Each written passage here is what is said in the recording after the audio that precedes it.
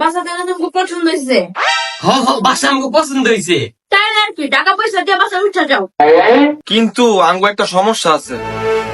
কি সমস্যা? আসলে হয়েছে কি, আমাদের পরিবারের সদস্য সংখ্যা বেশি।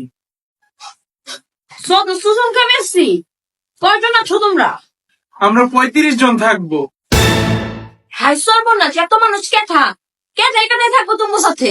ঘটনা হলো আমরা সবাই একসাথে থাকি। আমি, আমার বউ, আমার বাবা মা, আমার শ্বশুর শাশুড়ি, আমার ভাই, ভাইয়ের বউ, আমার বোন, বোন জামাই, শালা, শালার বউ, আর আমাকে পোলাপান।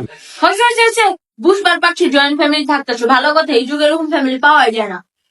থাকো, আমার কোনো সমস্যা নেই। কা আরেকটা সমস্যা ছিল ভাবি। আবার কি সমস্যা? আসলে ভাবি, আমার হাজবেন্ড তো গুলশানে জব করে, ও রাতে আসতে একটু দেরি হয়। এইটা তো কোনো বিষয়ই না। আমার কাছে 2টা গার্ড রাখছে, একটা দিনে গেট খুলে দিব, একটা রাইতে গেট খুলে দিব। টেনশন নাই। কা ভাবি সাহেবা, আর একটু সমস্যা আছে। আবে সালা, আবার কি হয়েছে? শালাই তো সমস্যা। আমার ভাইয়ের শালায় পাতা খায়, এই কারণে মাঝে মাঝে বাসায় পুলিশ আয়।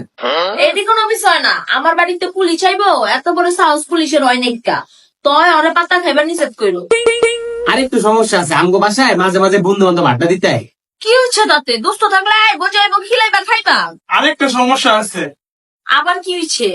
মাঝে মাঝে আনবো 2-3 মাসের ভাড়া ইটকা যায়। জান খানে দিবার বাড়ি কোন পায় না। 24/7 চললো, ভাড়া নিয়ে কোনো নাস্তা চলবো না।